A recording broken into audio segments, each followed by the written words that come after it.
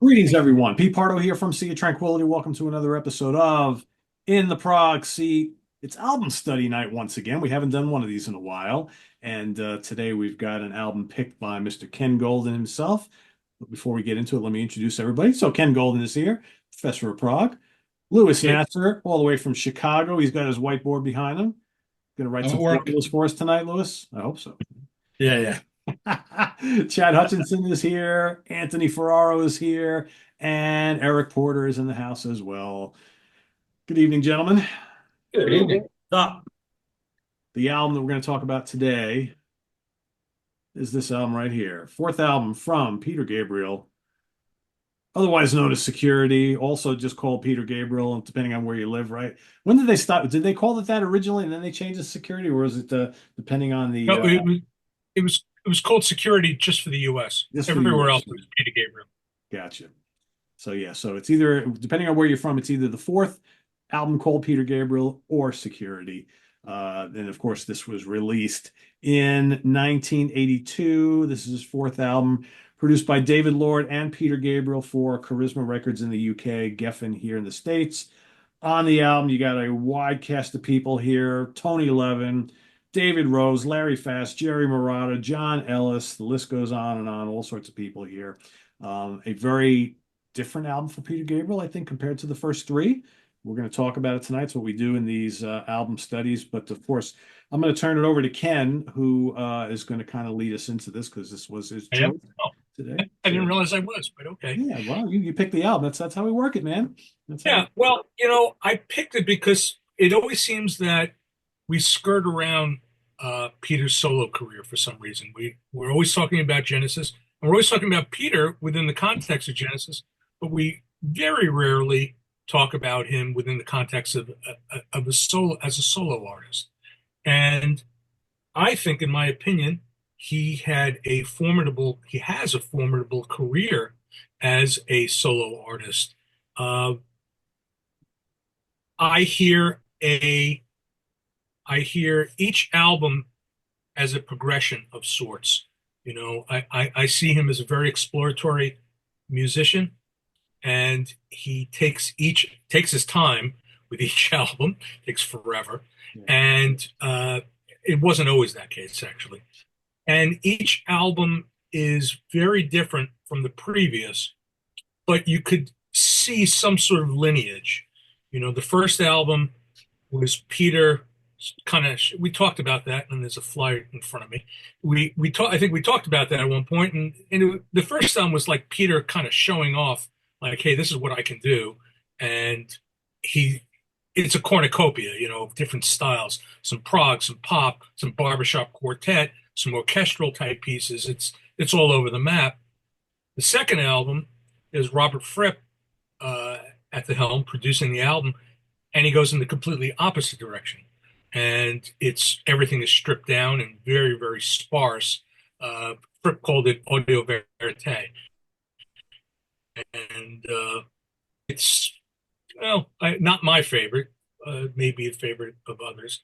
The third album, I think, saw that's where Peter, I think, really started to develop a real identity, and he started getting much more experimental. He brought in, well, he brought in what's his name, David Rhodes on guitar, and uh, David was in a band called Random Hold, which was a band when I first heard Random Hold. I thought it was Van de Graaff Generator in disguise, and they were the opening band for Peter on the 1980 tour, and David became he became a long-standing member of Peter's band, still playing with him. Peter developed with Peter Gabriel 4. Peter developed I don't want to call it an obsession, but he developed a strong interest in the Fairlight CMI, which was one of the first sampling synthesizers, and it opened up a completely different palette of sounds. He was creating sounds. Uh, the music of Peter Gabriel 4 is an extension, I would say, an extension of ideas that he came up with on Peter Gabriel 3 on the third album, on Melt. Everybody calls the third album Melt. And it's a situation where where Peter got very focused on rhythm. Rhythm became a focal point of the album, and you could hear it on the first track, "Rhythm of the Heat," and there's a lot of world music influences on the album, and yeah, I think it's my personal favorite of a guy who's had a pretty extraordinary career. So before I start pointing to different squares, I'm going to do the audiophile thing. I'm going to point some things out. If you have the original CD on Geffen Records, that's my favorite CD version. I think it's better. I think sonically, I think it's better than the remasters, and it may even be better than the SACD. I wasn't a fan of the remasters. On It's vinyl, always nice to have the Ken Golden approved. yes, Mm. absolutely. On vinyl, I got a Japanese pressing, sucks. I have a 45 RPM reissue that Peter did. He reissued all the albums on 45 RPM. A lot of bass. And the killer, which you want if you can find it, is the classic records 45 RPM box set, where it's a 4 album box. But Classic Records also did a 33 and a third version, which is extraordinary. They're expensive, but if you want the best, that's what you got to get. So I'm going to go with Anthony. Anthony? Anthony, you want Anthony? Do you not want to go first? No, I'll go. That's fine. So, what do you think of this particular album? A I fan? remember buying probably in the early 90s.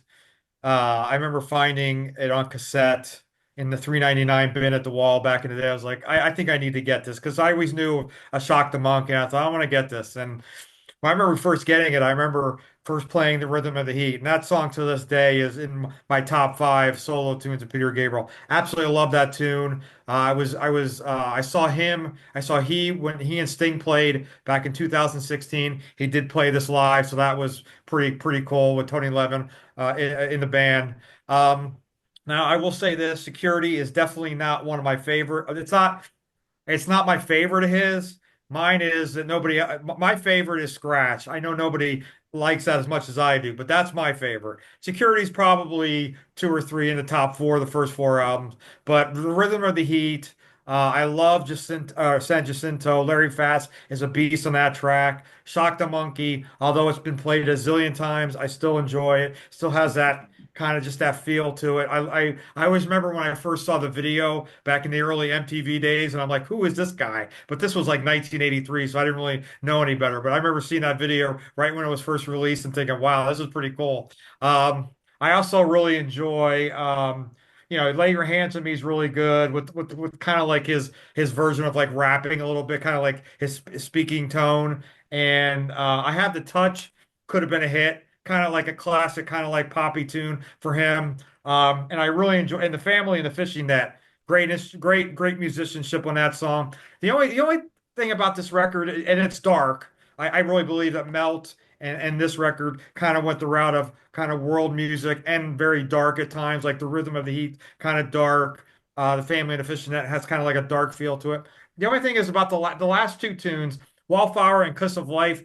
They've never I just have never warmed up to them. I don't know why. I know a lot of people love them, but those are the last two tracks of the tunes on the album that are kind of like just kind of like eh. That's why it's either like two or three in my top four of the first four records. But the Rhythm of the Heat, what an opener! Just blew me away from the first time I heard it. Listening to it again this past week, just love that song. And Shock the Monkey, another great hit. So that's my opinion of this.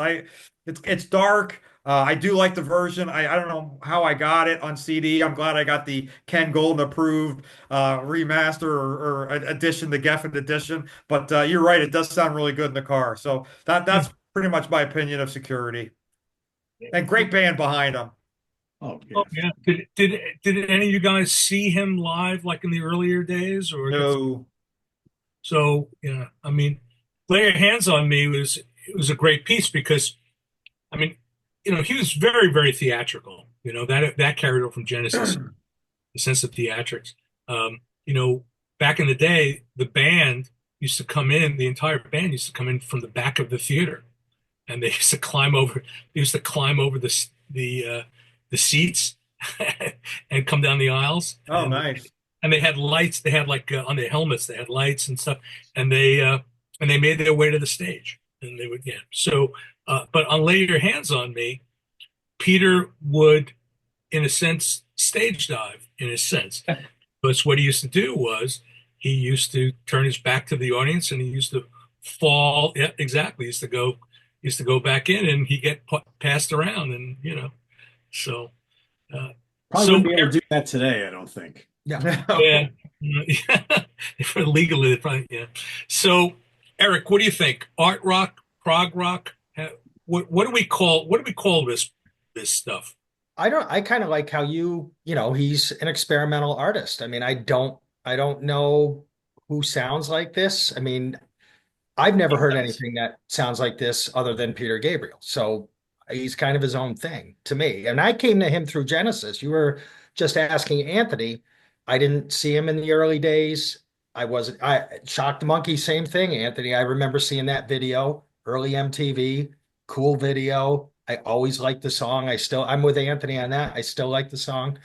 But I came to him through Genesis. And what you said, Ken, in the beginning about ignoring his solo career, I did that for a long time. Um, Genesis was my thing. I loved Genesis. But I liked his, the popular stuff. So I did start buying these, obviously. And I guess I would just call him experimental. I mean, I give him a ton of credit for leaving Genesis and doing nothing like what he did with them. He went out and did his own thing. I mean, he had to be hearing in his head because it didn't, from what I know about the breakup, there was no animosity. He kept saying the rock star thing, right? He wanted to do his own thing. And to leave a band like that where he really made his mark, and I know you said, obviously he was live, he was still doing a lot of the performing and antics like that. But I mean, he completely went another way, which is amazing to me, and how good his music is. And I always bag on vocals, so I have to say this. I love Peter Gabriel's vocals. He's got this rich textural voice, thick. I always think when I hear his voice, I think thick. I just his voice is just absolutely stunning. And like Rhythm of the Heat, San Jacinto, I love those two songs.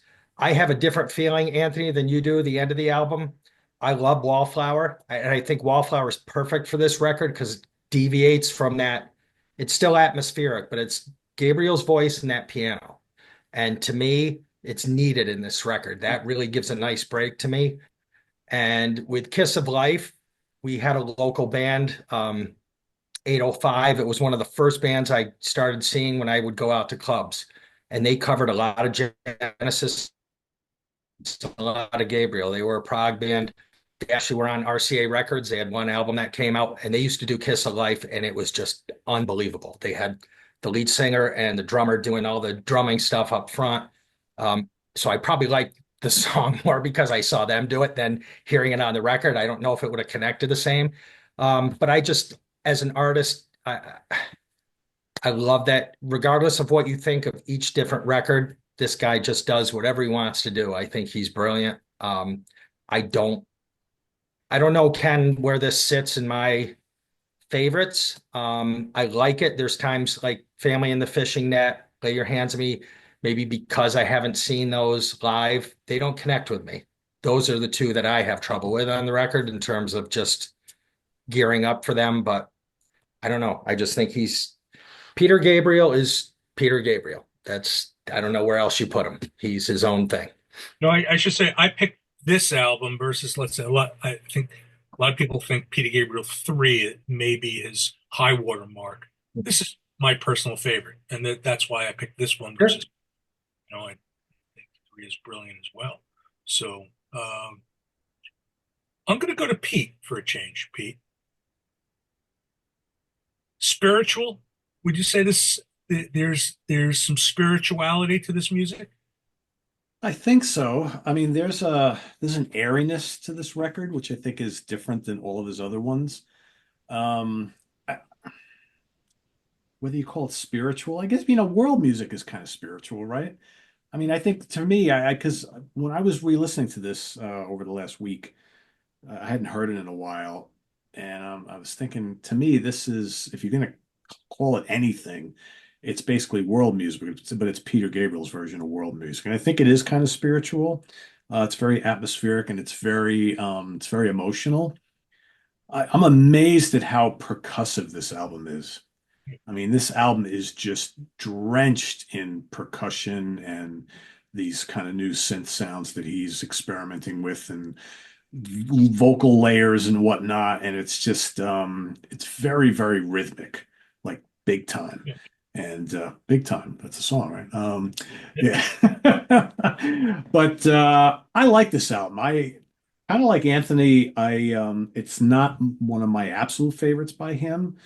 I think the third album has always been my favorite because that was the one that really got me into his solo career. But there's some great stuff going on here. Like, I don't know if you guys hear, I just kind of jotted down a couple notes on a couple songs because it kind of stuck out to me in re-listening to it again. The Family and the Fishing Net, to me, is one of the more experimental tracks on here. And it sounds most like something he would have done a little earlier in his solo career. It's very different from everything else on the album.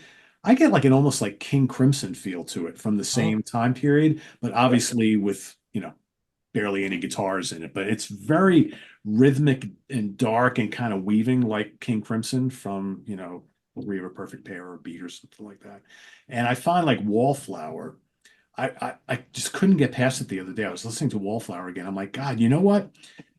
If you kind of like took the vocals out and put Phil Collins in there, that song could have sat on Duke easily.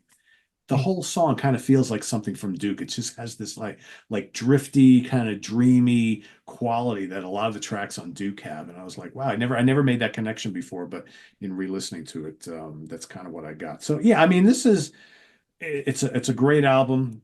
It's, obviously one of his great achievements, but I think this is where he really started to figure out that, I want to change things up again. And he was just embracing all this music from different parts of the world, whether it be South America, South Africa, or whatever. And like Eric said, he's just doing whatever the hell he wants to do, whether it's popular or not. He obviously Shock the Monkey was the big hit here, and I think it's a great song. But there's a lot of pretty appealing stuff on here.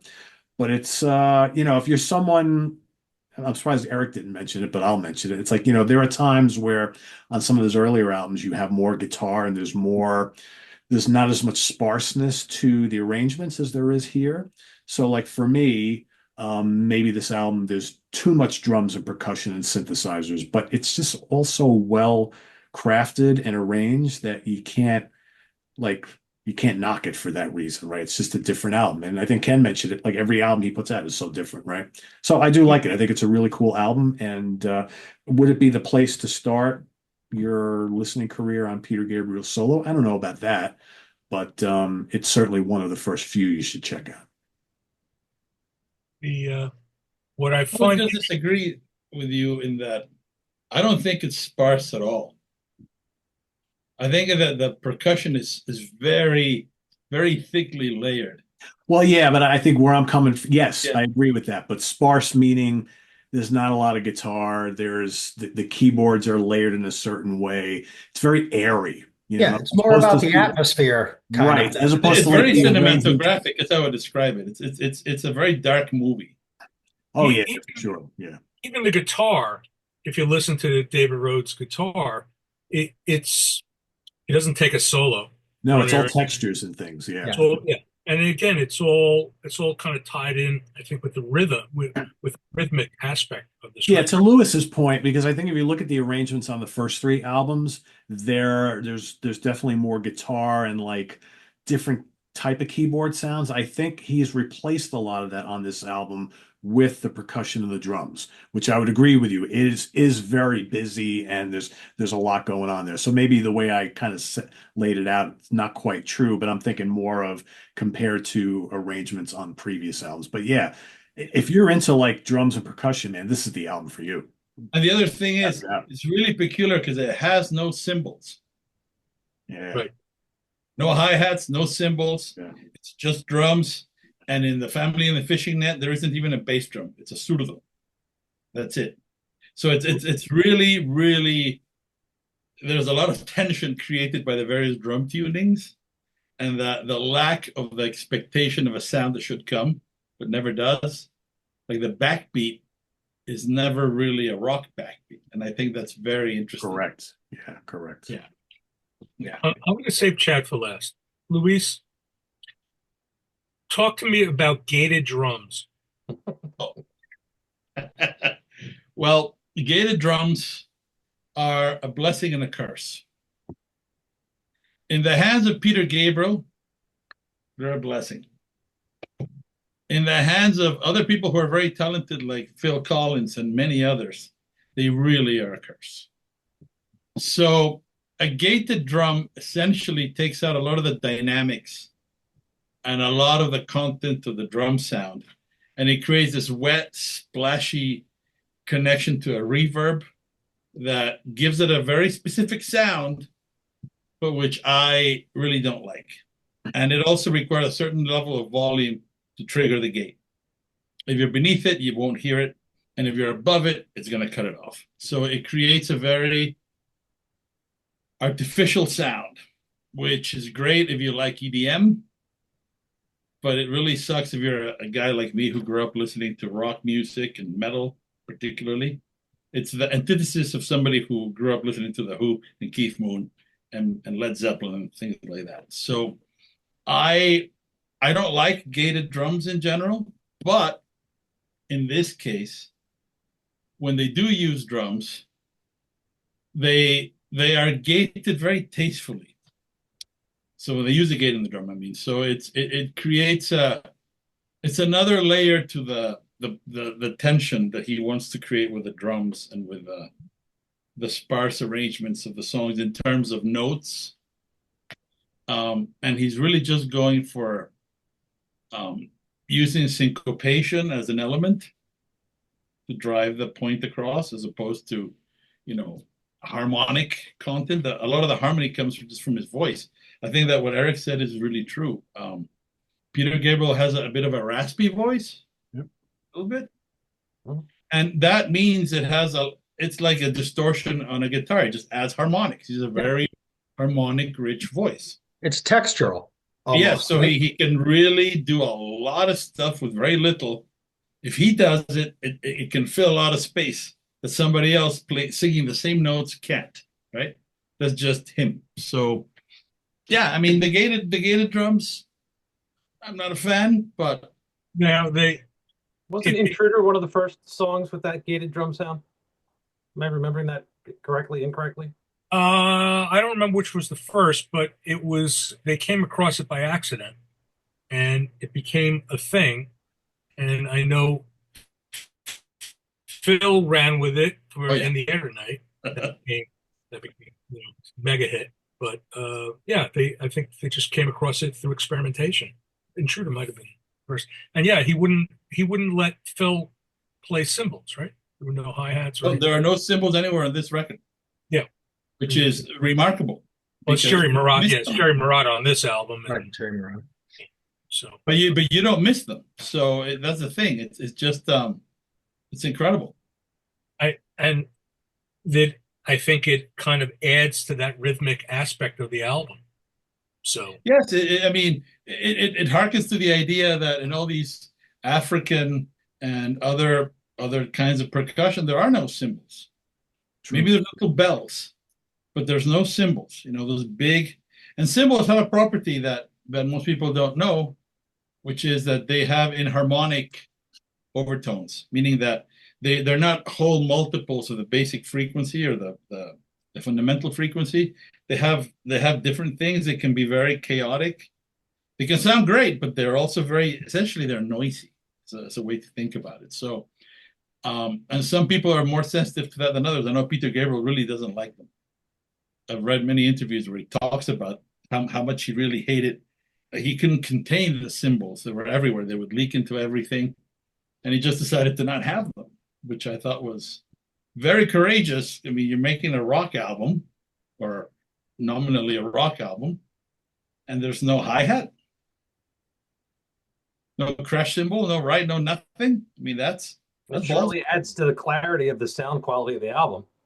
sure, but it also takes away from the idiom that you're supposed to be working in, right? Sure. There's an expectation of that sound in some form, right? And so But you it's talk about it being noisy. You take that noise out, and you get yes. a much cleaner. So it creates this, and I think I know that it's not what people normally talk about, but we were talking about songs like Wallflower, and I think for me, that song is beautiful not only because the melody and the accompaniment are very pretty, but the lyrics are about prisoners of war and about people who are disappearing and who are never seen again, and a commitment to remember them and a commitment to try to stop this from happening. So it's one of those songs where the lyrics are the darkness, but the music is very lively. So it's giving a sense of hope to a very dark message. That is basically,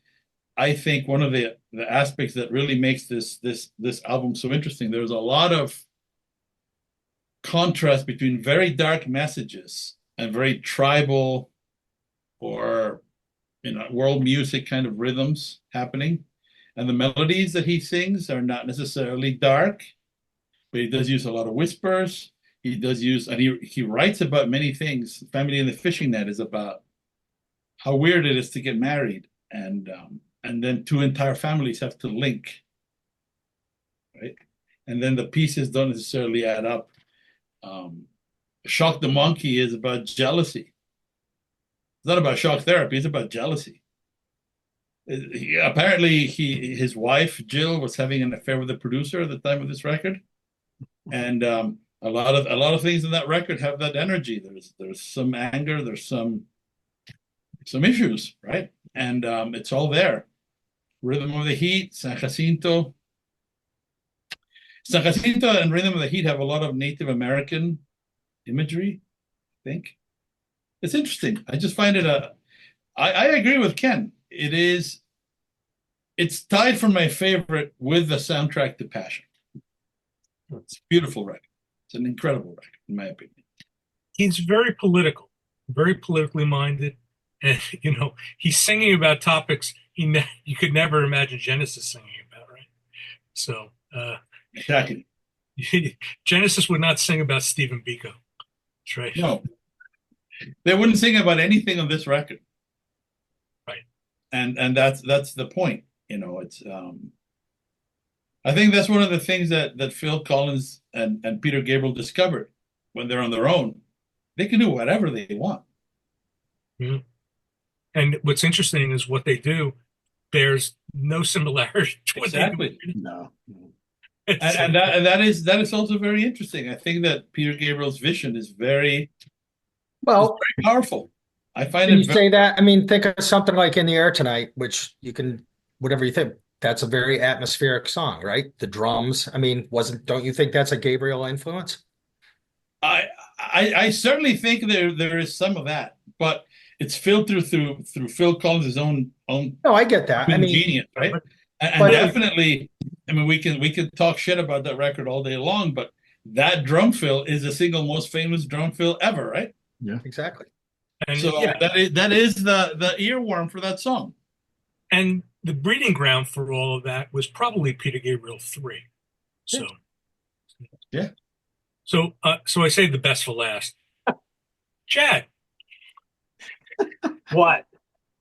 So, remember that time sitting in my sound room and I put on that CD and you got to hear Rhythm of the Heat? That wasn't a CD, was it? I had to get you a towel. Remember that? No, I don't remember that part of it. Oh, maybe I made that part up. I thought you played vinyl that night, didn't you? I don't know. Yeah, I thought it was vinyl. I don't remember. How would it not be vinyl? How would Yeah, you possibly put me in your listening room and play me a fucking CD? Are you yeah, kidding me? yeah. I do play CDs. I break them out every now and then. No, that yeah, you put on Rhythm of the Heat and the sound stage was ridiculous. You could feel the levels of drums coming at you. It was pretty insane. Like The, sonically, the album is incredible. the layer, yeah, it's interesting because he recorded that album like in a shitty studio, from what I understand. This is before Real World, Wasn't and it the start of his home studio, kind of? I think it was something like that. Okay. And I think a lot of the album was outgrowths of like a million demos that he had. But when you listen to that record, you hear lots of. If you really listen to it, you hear a lot of layering. You know, it's there's a lot of depth to it. It's very interesting. So Well, isn't that kind of Luis's point? I think maybe a lot of like what Pete was saying. I think a lot of the stuff, I don't want to say simplistic, but it's like building, got the rhythms, then you got this, there's like layers of things, but a lot of it is just kind of, I mean, I don't want to say it's not a complex record when you listen to the music, but there's just a lot of little things going on in The there. arrangements make it complex. Yeah. Yes. But the I think parts themselves may not be, you're Yeah. hearing a lot It's of, a lattice work to make it yeah. complex. you don't hear like well, it kind of comes back to the fact that you're not hearing guitar solos and things like that. Yeah. There's no Which is a key. little upsetting. Yeah, well, I know, but So, Chad, tell me, what do you think? Is it genius? It's not my favorite Peter Gabriel record. I do like it. Don't get me wrong. There's genius aspects about it. Um, the cinematicness of it, the sound of it is incredible. Um, for me, I prefer a little more melody than rhythm, and this is pretty rhythm heavy. Um, like Rhythm of the Heat, as amazing as it sounds and as incredible those drums are, I don't find it to be much of a song. You know, it's it's a bit it's more focused on the atmosphere and the rhythm and the sonics and the kind of the story behind it than like a true song. You Uh, don't like the melody, the it's a vocal hell of melody? an opener. What's that? Do you not like the vocal melody? It's okay. I mean, it's fine. It's not something I would go around and it's not an earworm for Hmm. me. Other things on this are earworms, like I Have the Touch, Shock the Monkey. Those are harbingers for things to come, on So anyway. And another one he threw in, on the live show, I Go Swimming. That was another upbeat kind of fun song. It kind of leads into the big time sledgehammer kind of stuff. Um, and yeah, I prefer some of more of his melody stuff than his rhythm stuff. Um, I would say Wallflower might be the best song on the album as a whole. Uh, I don't think it needed any bass or drums. I think they could have left that out and just been piano and voice, and it would have been perfect. It's even a little bit reminiscent of Here Comes the Flood in that sort Yes. of simplicity. Good one, Uh, Chad. but I agree with Pete. There's that 80s Crimson vibe in Family and the Fishing Net. Now that song, again, I haven't completely connected with that one. Um, I feel a lot of his topics, if you don't do a bunch of research, you're not going to understand a damn thing. Um, so there's a research aspect to this. I don't want to say off-putting, but it's like, it's too much work. I don't want to read too much into it. What the hell is he singing about? But go back to the Lamb. Who knows what the hell he was singing about? And we all love that. Um, San Jacinto is, again, it's a great song. It's not my favorite song. I find there are some odd things about it to me, um, while being amazingly cinematic. To Luis's point, it's a couple of these songs are that way. Rhythm of the Heat, San Jacinto, Family in the Fishing Net, Lay Your Hands on Me, all very cinematic. Um, San Jacinto is basically a battle cry, if you think about it, and the way he's singing the lyrics. One thing I've never really understood is the way the song ends, and then it's completely disconnected to this little outro. I Mhm. mean, I know Peter can do whatever the hell he wants, but it always seemed odd to me that the song kind of ended with this sort of flash of sound, and all of a sudden it comes back in. And I hold the line, and it just seemed odd to me that it wasn't connected whatsoever. Probably just going to stop there, or maybe continued in a different way with a better segue. But I know, what do I know? I don't write music or arrange it. What Uh, one thing I'm curious that I guess I don't know the answer to is that seeing a lot of this material done live, there was I wonder if a lot of these songs were not created with the expectation of performing them live.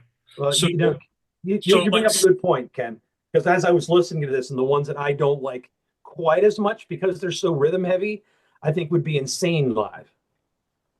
like San Jacinto, Yeah, when he sure. did that live. I mean, and he's saying, singing "Hold the Line" and all. He's doing stuff. There was a lot of stuff going on theatrically with lights and stuff. And yeah, I mean, it was just almost like taking the songs to the next level. The Yeah, live absolutely. aspect of it. Now it's funny. My introduction to Peter Gabriel wasn't through Genesis. I mean, I was 12 when this video came out, and all I did was watch MTV at that age.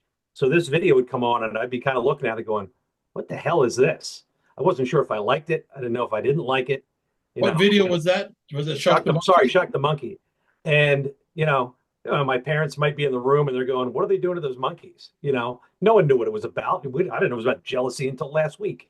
Um, but, so my entry was Peter himself. And I guess the first thing I ever bought was So. And then somewhere in there found out he was a member of Genesis at one point. My musical journey started on like MTV and 80s, pop crap. So I got into Peter through Peter, and then later on found out that he was Genesis, and then learned also Genesis from MTV of the stuff that the Avocab videos and all that, and put those pieces together later on. But yeah, I didn't come through Genesis to get to Peter Gabriel, so I learned like he was this weird guy singing with flashing lights and monkeys. Um, and then later on heard things like Sledgehammer, Red Rain, Big Time, and bought that and then dove into his back catalog. And it's certainly much different than So. I mean, it's So's very melodic, obviously, massively hit record, um, but it has very little to do with these first four albums. A little bit, some from Security, but the first three albums, there's not much there you could tie forward to So, I think. Gentlemen, let me ask you this. I mean, to me, the way I hear his catalog, the first two albums are like they're like the inverse of one another. But it seems that he finds his footing with the third album, and then with three, four, So, Us, well, Up, there's this continuity and a progression starting with the third album. I would Agree? agree with that. Yeah, definitely. Yeah. I mean, he there was only 2 years between three and four. And then So was 86, 4 years, 86, right? yeah, yeah, 86. And then I don't remember how long it was for us. It was, 92. yeah. And then it was what, 10 years from to Up. Yeah. Yeah, I And I think you're remember right. when Up came out, I said, I waited 10 years for this. It's just a remake of Us. So, Yeah. and then I heard the new album and I said, when did Peter become Randy Newman? So, but yeah, I hear this progression. Like I said, I hear continuity. This, if you want to call it growth or whatever, but there seems to be some kinship between like three, four, and So. So maybe I don't know if it's moving in the right direction or more poppy direction, or but yeah, I don't know. I I mean, I don't know. To me, I came into this backwards. Like I didn't originally like Peter Gabriel. And the reason was that when Shock the Monkey came out, everybody was into that. And I just thought it wasn't heavy, it wasn't interesting, it wasn't what I was looking for. Right? It had a very dancey kind of that whole rhythmical thing was not jiving with Maiden, Sabbath, Who, that sort of thing. It just wasn't that. So I wasn't You into wouldn't it. go from Number of the Beast to Kiss of Life. No, no, it just wouldn't, right? But I hadn't heard Kiss of Life. I just heard Shock the Monkey, and I kind of wrote it off. But that's the dance track on the album. That's why I bring it up. Yeah, yeah, but had I heard that, I would have hated it even more. I just heard Shock the Monkey is a great song, but at the time I was not digging it. And many years later is when I started to listen to it, and I discovered how great it was. But I had to overcome that prejudice that, you know, I used to listen to music and it had to be a thing, right? And if it wasn't that thing, then I didn't like it. And I was not a very sophisticated listener. And once I actually started to learn music and started to really appreciate it as an art form, that I discovered how good it was. And this was the thing that got me. And what got me especially is the rhythm of the heat is, as Anthony says, what a great opener. And the other thing about it, it has two chords.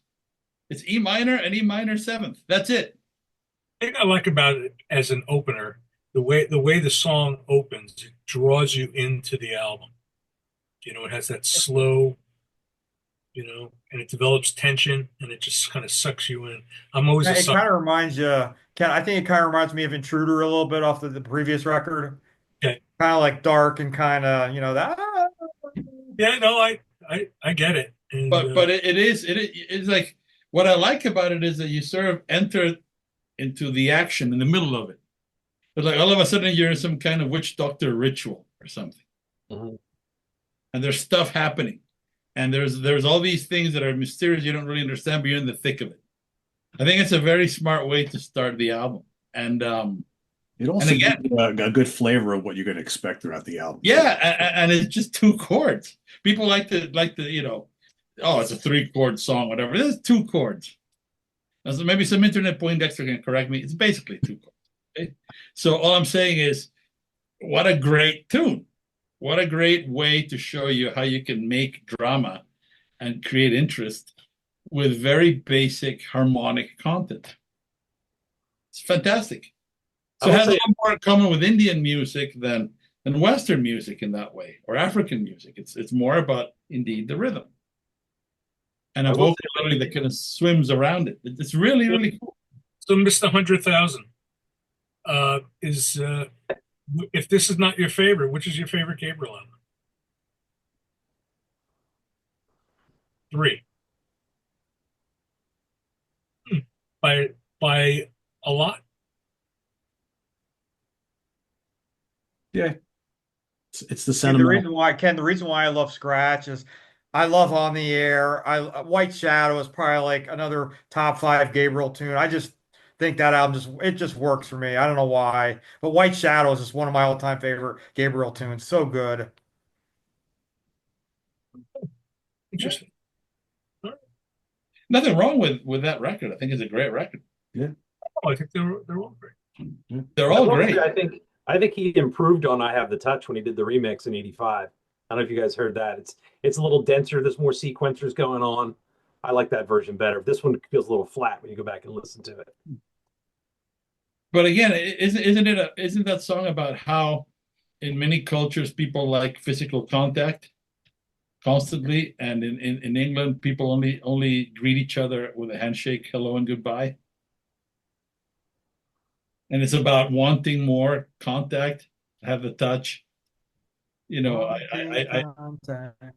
it's having grown up going to a British school and hanging around a lot of British people, it makes a lot of sense. So it's interesting. You know, I dig it. That's Luis's way of saying he's a hugger. There you go. I'm a hugger. I especially like hugging Americans because you fuckers squirm like you're a worm on a hook. That's not true. I love a big Mexican Luis hug. Well, that's right, but I mean, in general, that's a rarity. You gotta give Ken one of those. You see his face on that? You need to give him a big hug. Oh yeah. I'm not only am I gonna give him a hug, I'm gonna hoist him off the ground. His feet will be doing this. Good luck with that. Yeah, don't hurt your back. I may throw my back, but I will achieve it. Have we beaten this album to death? I think so. You know, we'll circle back to how it all started, right? So this is In the Prog Seat. I think we probably all agree this is not really a progressive rock album, but what it is up to interpretation of the listener, right? Because I think it's a lot of different things, and it ultimately is just Peter Gabriel music, right? Well, then I'll ask you the question. Why is it not a progressive rock album, or what Exactly. makes something a progressive rock album? Well, Oh, it's here we not go. progressive rock. I mean, do we need to go there? By definition of what things were in the 70s, is this Peter Gabriel progressing his musical career? 100%. Absolutely. Is it a stereotypical prog album with 20-minute songs and lots of keyboard solos and mellotron and guitars and songs about fairies and nymphs and things like that? No, not at all. Right. So it's like comes back to, progressive with the capital P Right. or little p. Right. And Yeah, I mean, the original prog was sort of blending rock and roll with 17th century European orchestral stuff, right? That was kind of the idea. This guy's taking the rock and roll thing and taking it back to its roots, looking at the rhythms, and not just of Africa, but other parts of the world, and then trying to make a blend. And what I really like about it, he's not ripping off any particular melody from those cultures. He just collected, and there's a video on YouTube about the making of this record. He collected a lot of cassettes with drum loops or bits and pieces of things that caught his ear, and he flew in musicians from all over the world to just play on their instruments at his studio, and then he would grab some of these rhythmic pulses to create his songs. I think that's what makes it really unique. It's not really, African, West African music or whatever. It's Peter Gabriel attempting to incorporate these pulses into rock, which to me is very prog. it's actually a pretty well documented album. Uh, Yeah. there was actually a documentary that was done about the recording of the album, and Peter's demonstrating the Fairlight synthesizer, you know, and the different recording techniques that we use. So I think that, I think it's a pretty innovative album. I think, Yeah. and I pick four because it's my favorite. No disrespect to three, which I think is brilliant, and I think they're all brilliant. So Yeah, yeah, for sure. For sure. So for those watching, let us know what you think of this album down in the comments below. And we'll see you back here next time in 2 weeks on In the Prog Seat. Visit us on the web at www.seatranquility.org. We're on Facebook, we're on YouTube all together. All the the time. damn time. Please subscribe if you haven't already, because we got to build on 100,000, right? Absolutely. And please hit the like button before you leave. And we'll see you next time here on In the Prog Seat. For Louis Nasser, Ken Golden, Eric Porter, Anthony Ferraro, and Chad Hutchinson, I am Pete Pardo. See you soon. Prog on, everybody. Take care.